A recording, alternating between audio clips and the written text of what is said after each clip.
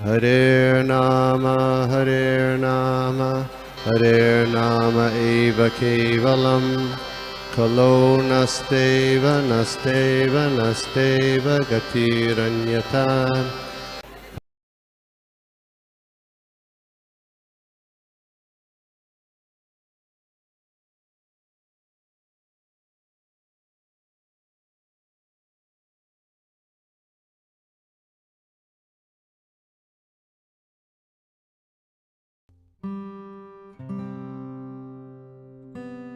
हरे कृष्णा।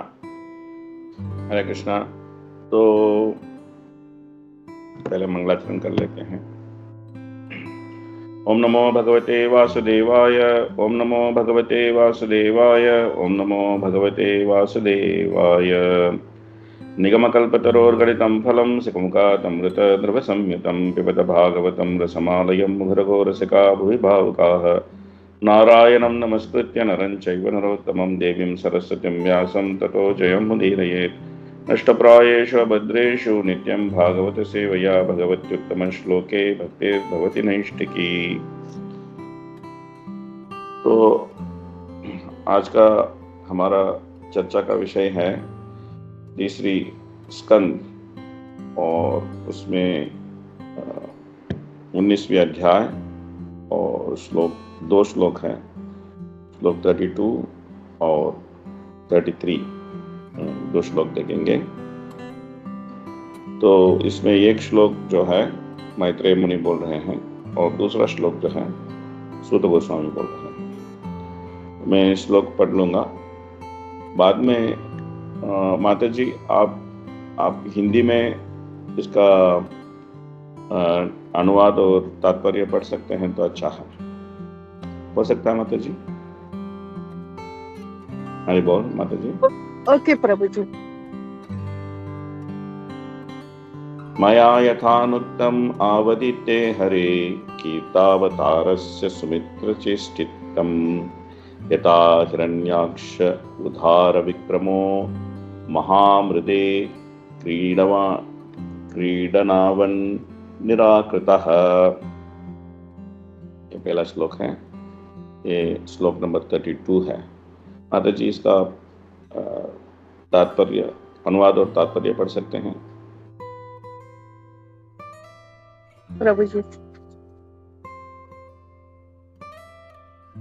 अनुवाद। मैत्रेय ने कहा, हे विदुर, मैंने तुमसे कह सुनाया कि भगवान ने किस प्रकार प्रथम सुकर अवतार धारण किया और अद्वितीय शौर्य वाले असुर को महान युद्ध में मार डाला, मानो कोई खिलौना रहा हो। मैंने अपने पूर्ववर्ती गुरु से इसे जिस रूप में सुना था वह तुम्हें सुना दिया। तात्पर्य भी पढ़ना है ना प्रभु जी? तात्पर्य पढ़ना है। तात्पर्य। यहाँ मैत्रेय मुनि स्वीकार करते हैं कि उन्होंने भगवान द्वारा हिरण्यक्ष का वध को सरल आख्यान के रूप में कहा सुनाया है। उन्होंने अपनी ओर से उसमें कुछ भी नहीं जोड़ा, वरना जिस रूप में अपने गुरु से सुना था उसी को कहा सुनाया। इस प्रकार उन्होंने परंपरा प्रणाली को प्रामाणिक माना है। जब तक इस प्रकार गुरु से प्रामाणिक विधि से सुना न जाए, किसी आश्चर्य का कथन वैध नहीं हो सकता। यह भी कहा गया है कि यद्यपि हिरण्यक्ष का शौर्य असीम था, किंतु भगवान के लिए यह खिलौना मात्र था। बालक बिना किसी प्रयास के अनेक खिलौने तोड़ देता है, उसी प्रकार संसारी मनुष्यों की सृष्टि में भले ही असुर कितना भी शक्तिशाली क्यों न हो, भगवान को ऐसे असुर को मारने में कोई कठिनाई नहीं होती। वे लाखों असुरों का वैसे ही वध कर ले सकते हैं जिस प्रकार बालक अनेक खिलौनों से खेलकर उन्हें तोड़ डालता है। हरे कृष्ण। सूत उवाच इति शौरवाख्यातम् आश्रित्य भगवत्कथां शक्तानन्दं परं लेभे महाभागवतो द्विजा। इसका भी अनुवाद और तात्पर्य पढ़ लीजिए माता जी। श्री सुत गोस्वामी ने कहा, हे शौनक, भगवान के परम भक्त मेरे प्रिय ब्राह्मण क्षता विदुर को कौशारव मैत्रेय मुनि ने आधिकारिक स्तोत्र से श्री भगवान की लीलाओं का वर्णन सुनकर दिव्य आनंद प्राप्त हुआ और वह अत्यंत प्रसन्न हुआ। तात्पर्य, यदि कोई भगवान की लीलाओं का सुनकर दिव्य आनंद उठाना चाहता है तो उसे अधिकारी स्तोत्र से सुनना चाहिए। जैसा कि यहाँ कहा गया है, मैत्रेय ने इस आख्यान को प्रामाणिक गुरु से सुना था और विदुर ने मैत्रेय से। जो कुछ अपने गुरु से सुनकर उसको उसी रूप में कहने से मनुष्य अधिकारी व्यक्ति बन जाता है, और जो प्रामाणिक गुरु नहीं बनता वह अधिकारी नहीं हो सकता। इसकी यहाँ स्पष्ट व्याख्या की गई है। यदि कोई दिव्य आनंद चाहता है तो उसे अधिकारी व्यक्ति की खोज करनी होगी। दिव्य आनंद चाहने वाले को अधिकारी व्यक्ति की खोज करनी होगी। भागवत में यह भी कहा गया है कि केवल अधिकारी से मन तथा कानों से भगवान की लीलाओं का रसवादन किया जाए, अन्यथा अन्य किसी से नहीं। इसलिए सनातन गोस्वामी ने विशेष रूप से आगाह किया है कि अभक्त के मुख से भगवान के व्यक्तित्व के संबंध में कुछ भी ग्रहण न किया जाए। अभक्त गण सर्प की तरह है। जिस प्रकार सर्प के स्पर्श से दुग्ध विषाक्त हो जाता है, उसी तरह अभक्त से भागवत कथा, इससे दिव्य आनंद तो मिलेगा नहीं, साथ ही यह घातक भी होगी। भगवान श्री चैतन्य ने भी आगाह किया है कि मायावादी विचारधारा वालों से भगवान की लीलाएं नहीं सुननी चाहिए। उन्होंने स्पष्ट कहा है, मायावादी भाष्य सुनिले है सर्वनाश। यदि कोई भगवान की लीलाओं का विश्लेषण किसी मायावादी के मुख से सुनता है तो समझिए सर्वनाश हुआ। एक बार निर्गुणवादियों की संगति की नहीं की भगवान ने सगुण रूप तथा उनकी दिव्य लीलाओं को समझ पाना दुष्कर है।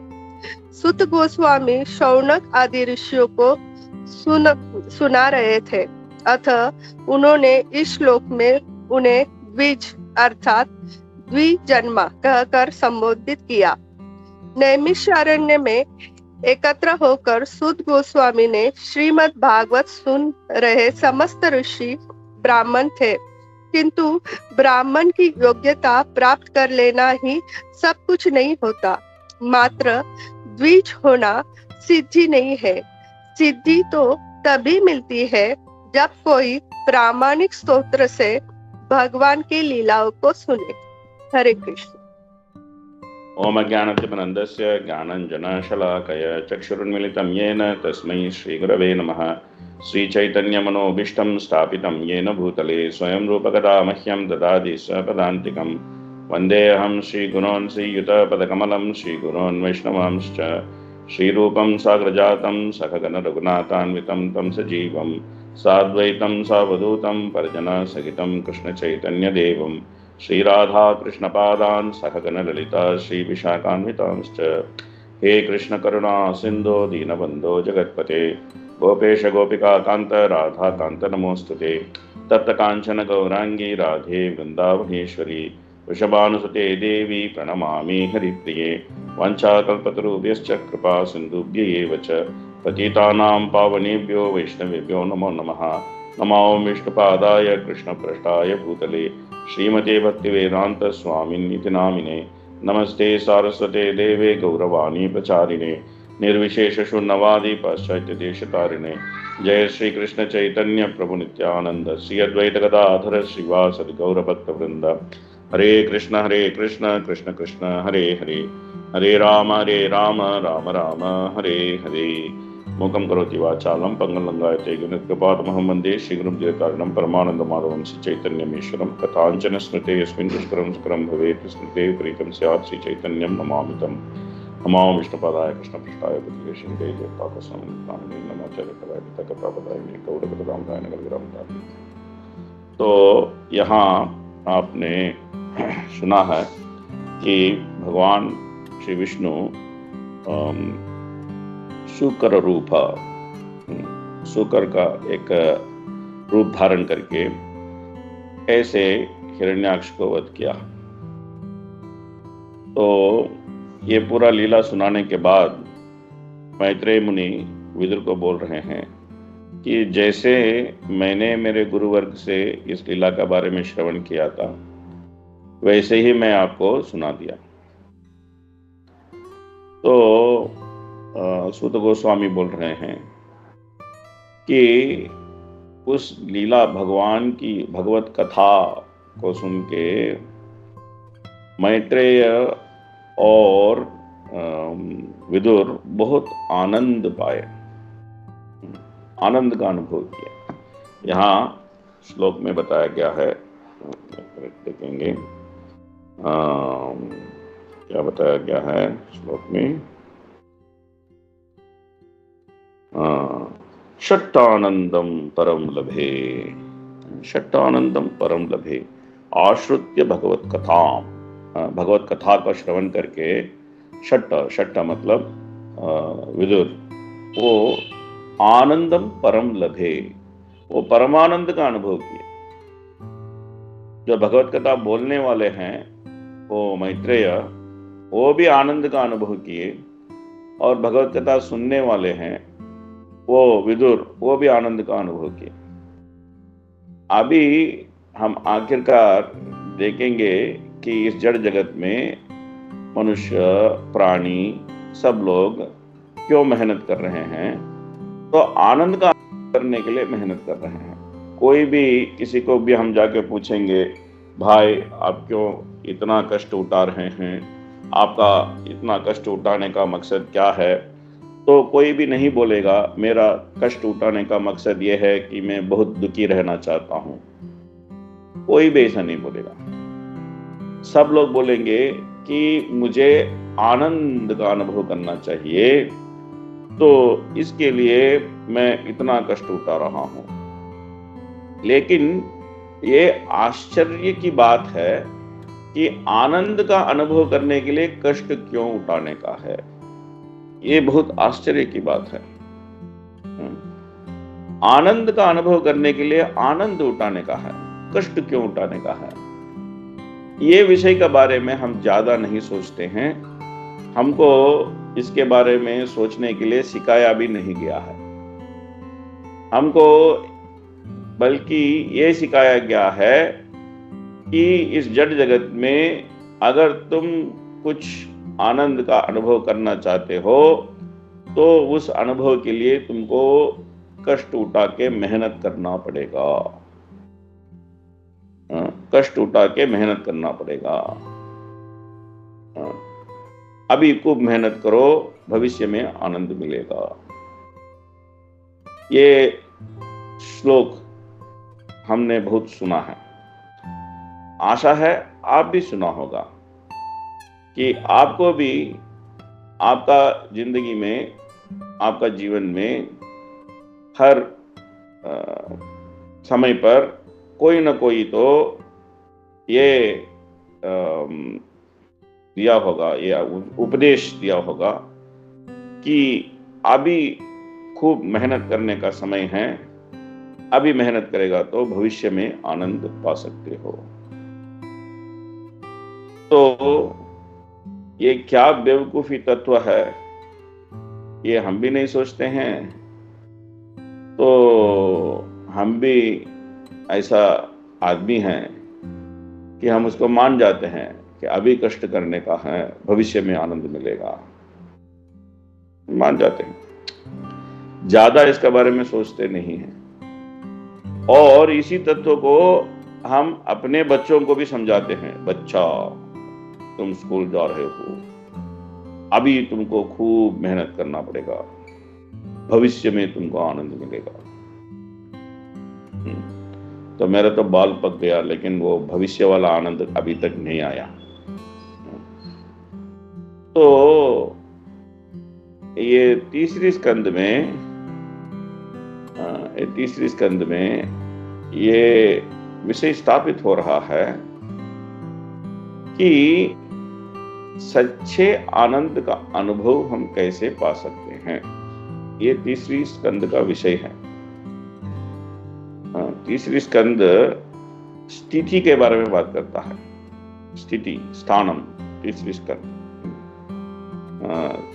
अत्र सर्ग विसर्गश्च स्थानम पोषणम उदयः। अपने स्थान क्या है,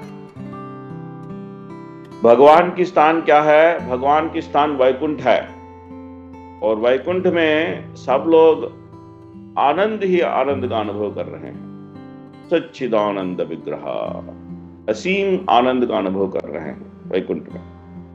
वैकुंठ, वहां कोई कुंठा नहीं है, वहां कोई दुख नहीं है, वहां कोई उत्पाद नहीं है, वहां कोई कठिनाई नहीं है, सब कुछ आसान है, सब कुछ आनंदमय है। तो इसके लिए वैकुंठ के बारे में, वैकुंठनाथ के बारे में जब वेदांत सूत्र बताता है, वेदांत सूत्र बोलता है आनंदमयो अभ्यासात्, आनंदमयो अभ्यासात्। भगवान आनंदमय है, वो भगवान का स्थिति है। स्थितिर वैकुंठ विजय है। दूसरी स्कंद में जब स्थानम के बारे में संक्षेप में सूत गोस्वामी एक संकेत देते हैं, तो भागवत का 10 विषय है। उस 10 विषयों को सूत गोस्वामी दूसरी स्कंद में संक्षेप संकेतों के द्वारा उन्होंने उल्लेख किए हैं। तो जब स्थानम की बारी आता है तो उन्होंने बोलते हैं स्थिति वैकुंठ विजय। भगवान कभी भी विजयी रहते हैं, तो इसके लिए भगवान को कोई दुख नहीं है। पराजय से दुख होता है, पराजय से दुख होता है। और सबसे बड़ा पराजय क्या है? सबसे बड़ा पराजय यह है कि आत्मा ने शरीर धारण किया है, ये सबसे बड़ा पराजय है। और उस पराजय के बाद आगे आत्मा और भी विपद का सामना करता है। वो विपद क्या है? शारीरिक तट पे आनंद अनुभव करने के लिए आत्मा अपने मेहनत से और भी विपरीत अनुभवों का इकट्ठा करता है। वो विपरीत अनुभव ये है कि परिवार, घर, संपत्ति, घोड़ा, गाड़ी, ये वो सब कुछ। श्रीधर स्वामी बोलते हैं कि ये सब विनाश का संकेत है, ये सब विनाश का संकेत है। तो हम लोग पूछ सकते हैं कि अरे भाई, तुम क्या पागल है क्या? इस जगत में तो जिसके पास धन है, जिसके पास बड़ा परिवार है, जिसके पास शौर्य है, जिसके पास तेजस है, जिसके पास पद है, जिसके पास यश है, जिसके पास संतान है, वो तो सबसे सफल व्यक्ति माना जाता है। आप बोलते हैं कि ये विनाश है, विनाश है। क्या आप पागल हो गया क्या? हम पागल नहीं हैं। जो आदमी इसको सफलता का संकेत समझता है वो पागल है। भागवतम बताता है नूनम प्रमत्त कुरुते विकर्मा, नूनम प्रमत्त कुरुते विकर्मा। नूनम प्रमत्त का मतलब है कि ये पूरी रूप से पागल है। प्रकृष्ट रूपेण मत्तः, इसमें कोई संदेह नहीं है, ये पूरी रूप से पागल है। क्यों पागल है? क्योंकि ये शरीर को अपने पहचान समझ लिया है, इसके लिए ये पागल है। और शरीर के तट पर आनंद प्राप्त करने का खूब मेहनत कर रहा है, खूब मेहनत कर रहा है। जैसे हिरण्याक्ष ने शरीर के तट पर आनंद पाने के लिए बहुत कठोर तपस्या किया और इतने तेजस इतने बल हासिल किया कि उसको 14 भुवन में उसको हराने वाला कोई नहीं था, उसका बाहुबल इतना था। और 7वें स्कंद में हिरण्यकशिपु अपने भाई के बारे में बहुत याद करता है और बोलता है, मेरा भाई हिरण्याक्ष कितना अच्छा था, लोगों का खून चूस कर पीने में उसको बहुत आनंद आता था। देखिए कैसा आनंद का अनुभव करता है, लोगों का खून चूस कर पीता है, इसमें उसका आनंद आता है, बहुत आनंद अनुभव करता था। उस महान व्यक्ति को इस विष्णु ने मार डाला, तो विष्णु को हम भी मार डालेंगे। असुर ऐसे ही सोचते हैं, असुर ऐसे ही सोचते हैं। हिरण्याक्ष विलाप करता है, हिरण्यकशिपु विलाप करता है, अपने भाई छोटे भाई को सोचकर बहुत विलाप करता है। लेकिन उसका भी, हिरण्याक्ष का भी एक तत्व है। उसका तत्व क्या है?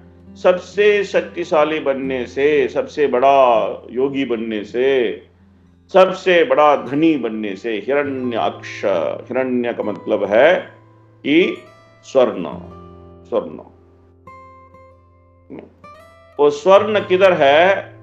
वो ढूंढ के निकालने का अक्ष, अक्ष मतलब आंखें उसके पास था। तो पूरा स्वर्ण का अधिपति बनना चाहता था, पूरा संपत्ति का अधिपति बनना चाहता था और बहुत बलवान बनना चाहता था। इतना बलवान कि कोई उसको हरा नहीं सके।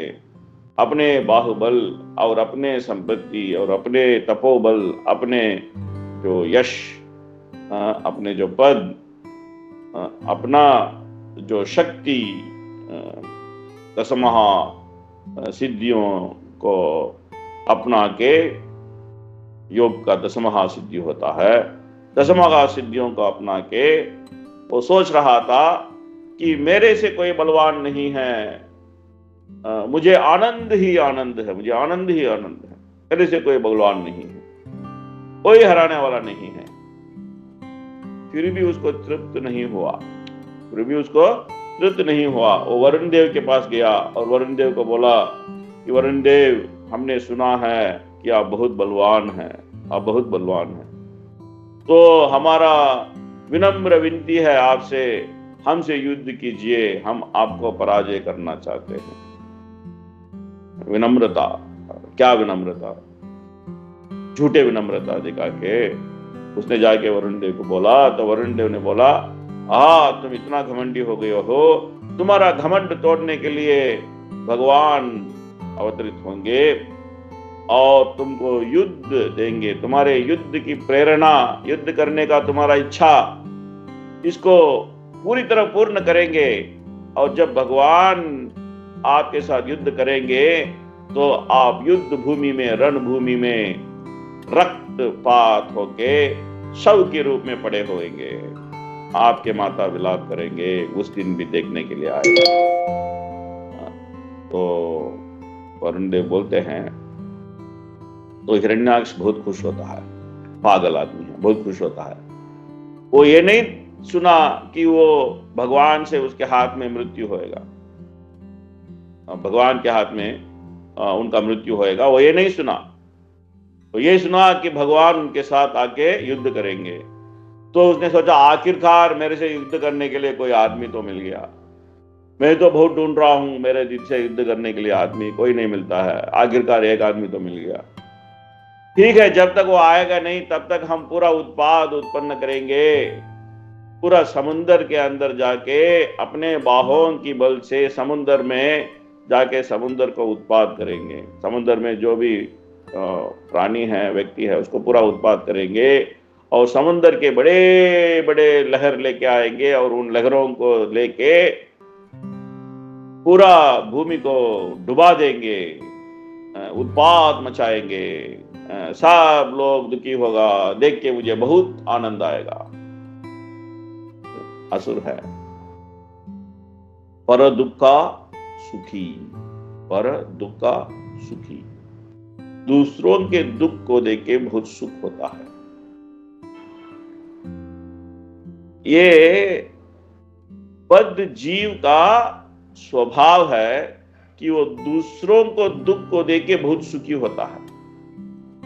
जैसे आप देख सकते हैं कि पहले एक कार्टून आता था, एक चूहा और बिल्ली का कार्टून, बहुत प्रसिद्ध कार्टून है, टॉम एंड जेरी। चूहा और बिल्ली है, या तो चूहा बिल्ली को तंग करता है या तो बिल्ली चूहा को तंग करता है, या तो चूहा दुखी है या तो बिल्ली दुखी है। देख के बच्चा बच्चा हंसता है, कैसे चूहा ने बिल्ली को तंग किया, कैसे बिल्ली ने चूहा को तंग किया, पर दुखा सुखी। हम लोग सोचते हैं अरे कार्टून है, इसके पीछे क्यों पड़ा है मेरे भाई। अरे देखता है कार्टून, देख के हंसने दो ना, इसके पीछे क्यों पड़ा है। ठीक है, कार्टून देखता है, हंसता है, बहुत अच्छा है, लेकिन किसके ऊपर हंसने का शिक्षा मिल रहा है? दूसरों के दुख के ऊपर हंसने का शिक्षा मिल रहा है।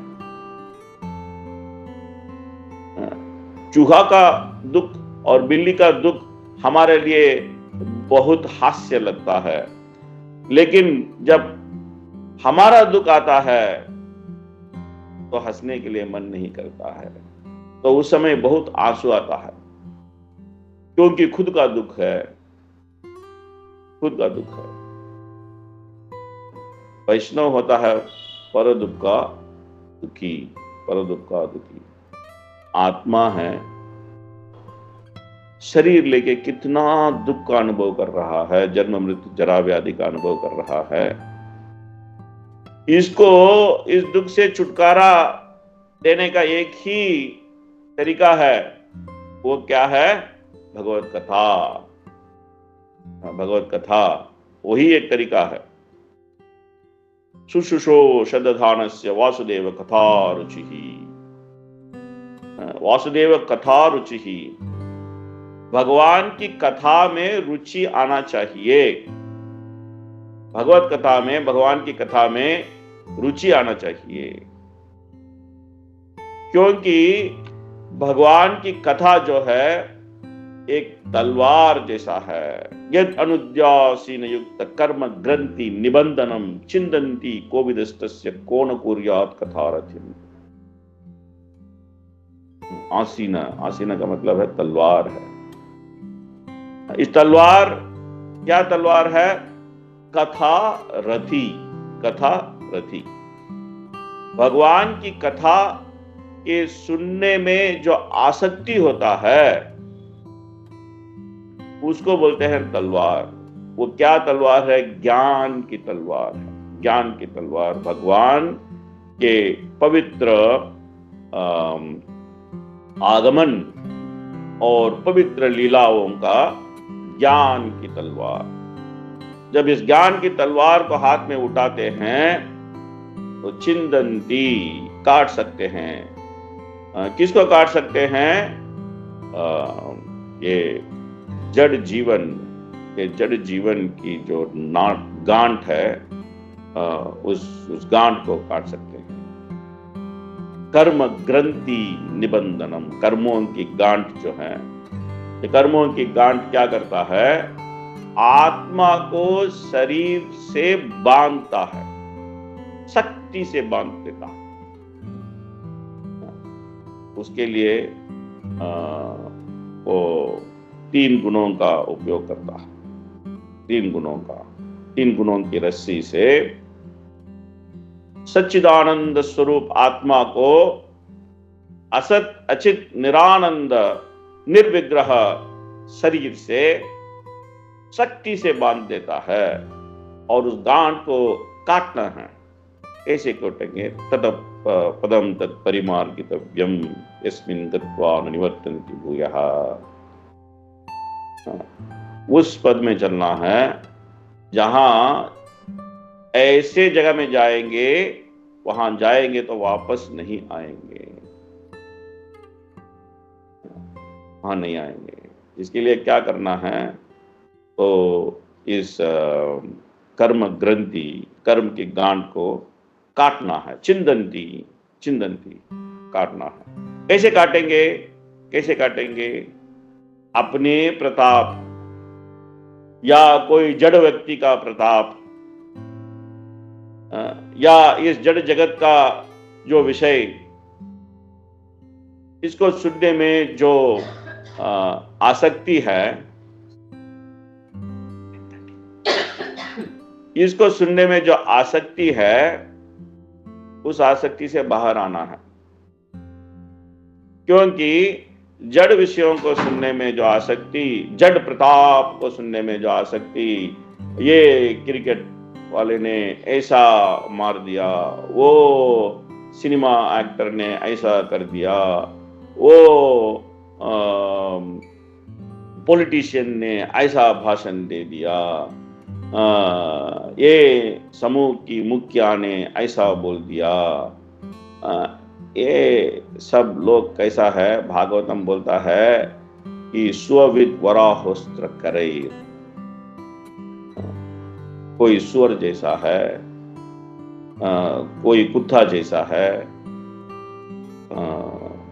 कोई ऊंट जैसा है, कोई गधा जैसा है।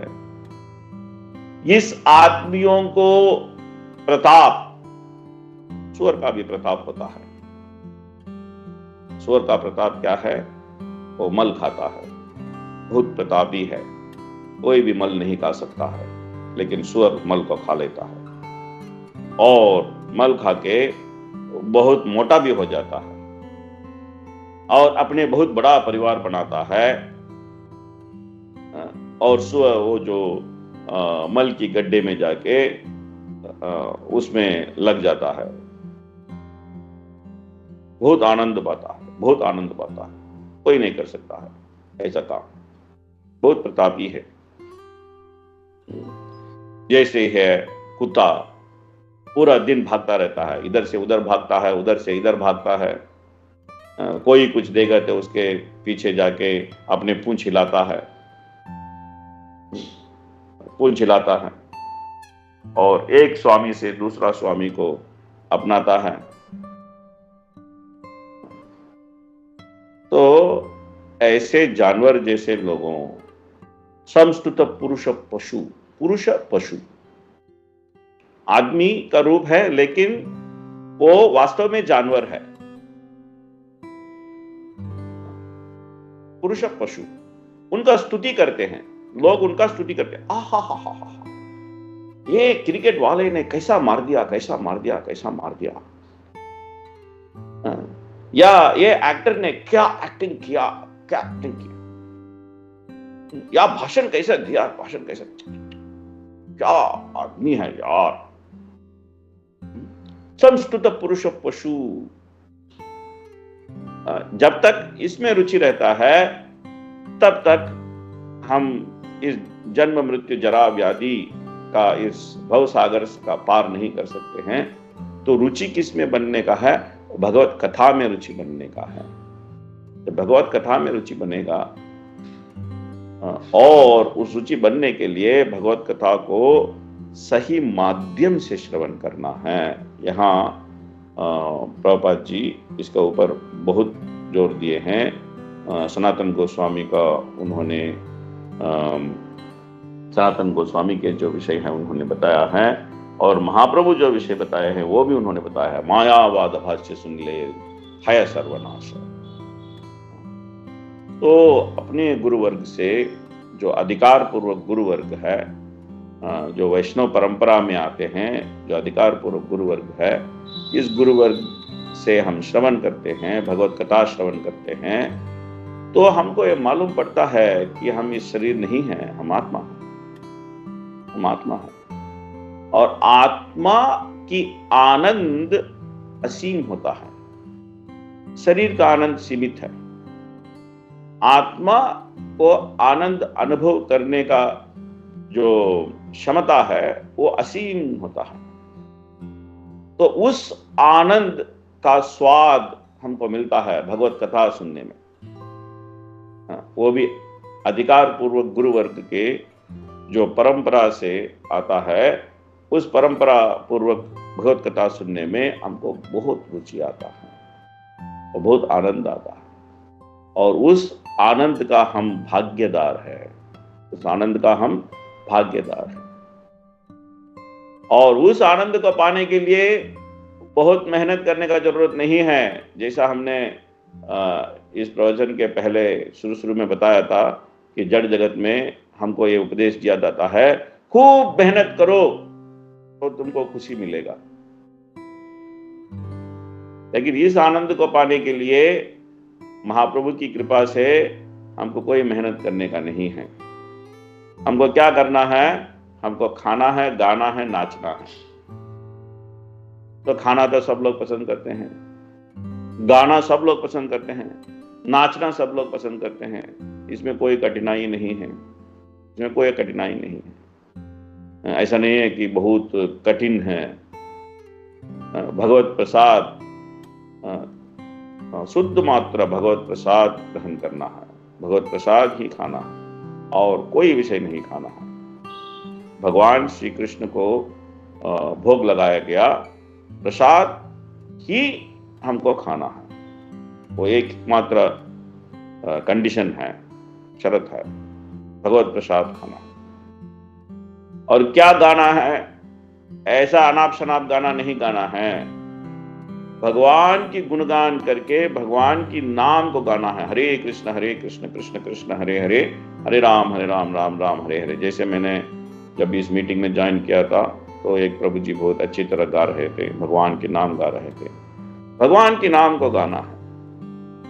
संगीत आता है, संगीत नहीं आता है, सुर ताल मिलता है, नहीं मिलता है, या बहुत मधुर आवाज है, नहीं है, कोई परवाह नहीं, कोई परवाह नहीं। अगर सुर ताल मिलता है, संगीत आता है, आवाज मधुर है, बहुत अच्छा है, बहुत अच्छा है।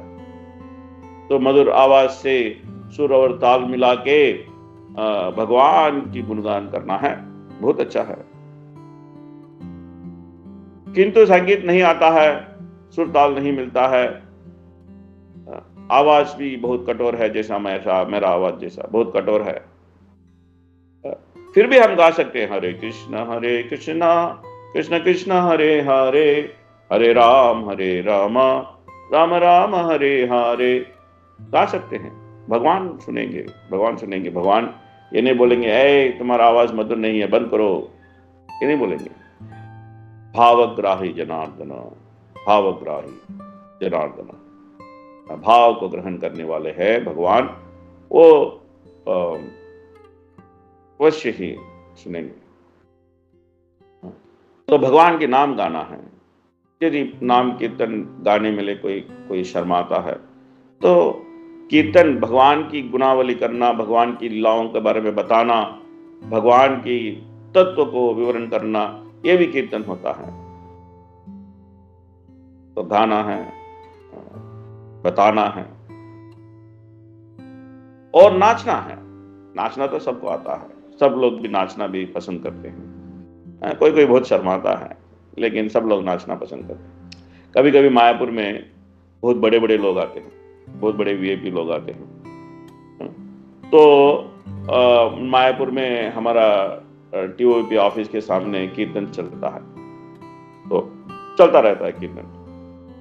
तो वो क्या बोलते हैं, खुला सड़क में, मंदिर के अंदर, तो खुला सड़क में कीर्तन चलता रहता है।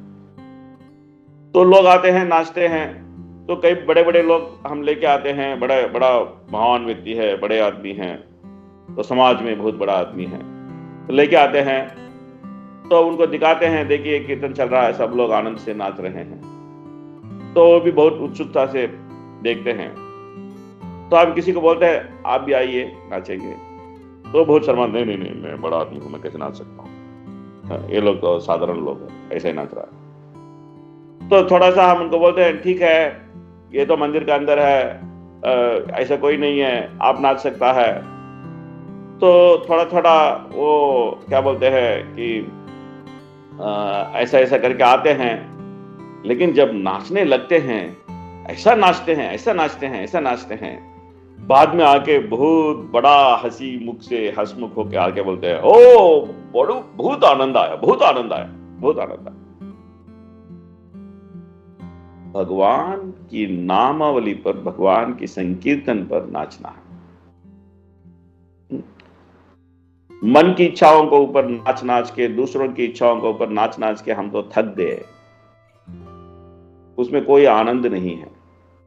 अगर आनंद है तो भी लवमात्र आनंद है। सागर मात्र दुख में लवमात्र आनंद का अनुभव होता है।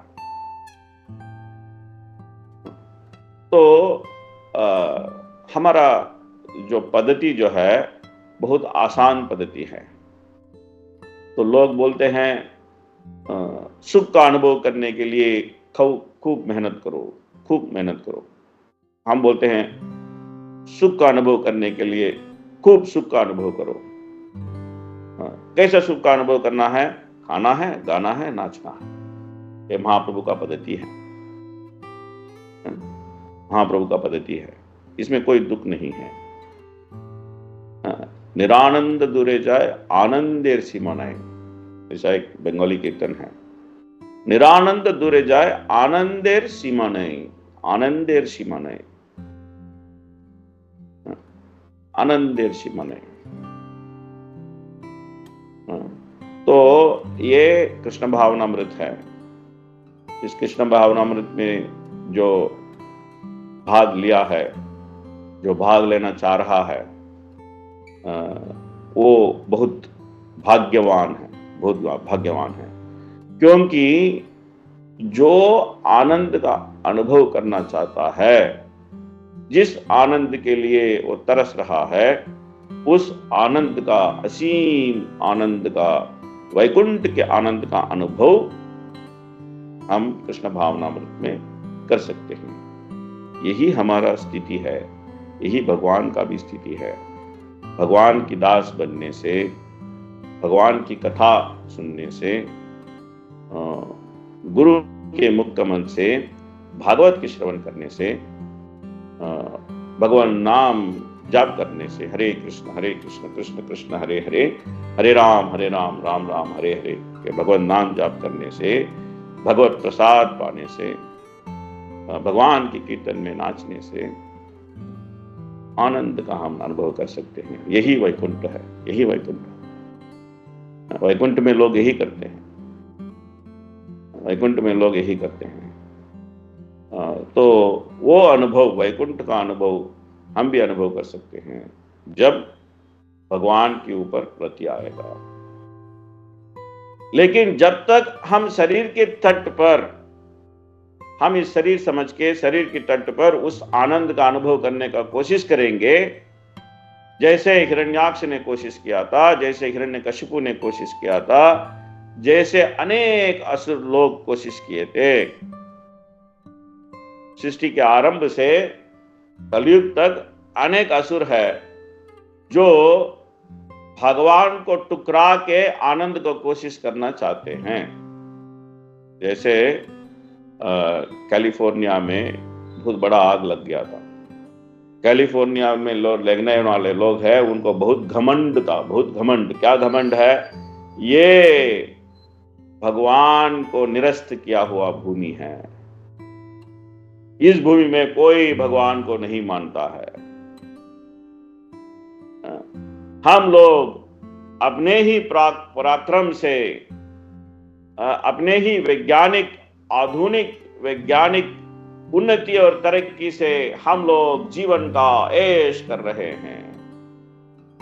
पूरा सत्यानाश हो गया, पूरा सत्यानाश हो गया, विनाश हो गया, सब कुछ जल के राख हो गया। कोई वैज्ञानिक आधुनिक तरक्की बचा नहीं पाया, सब जल के राख हो गया, सब जल के राख हो गया। तो एक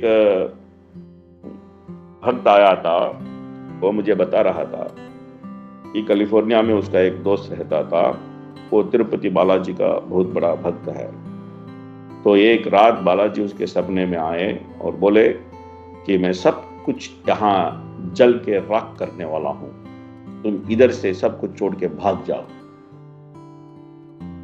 तो वो सपने से उठा और अपना कारोबार सब कुछ वो बेच के पूरा लंदन में चला गया। जाने के बाद देखा कि सचमुच में कैलिफोर्निया जल के राख हो गया।